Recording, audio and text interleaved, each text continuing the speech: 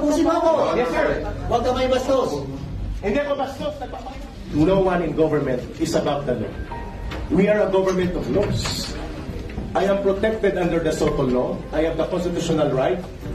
May I manifest respectfully and humbly before this committee that all the statements, even after under oath, may be granted to be stricken off the record because I believe my constitutional rights were violated.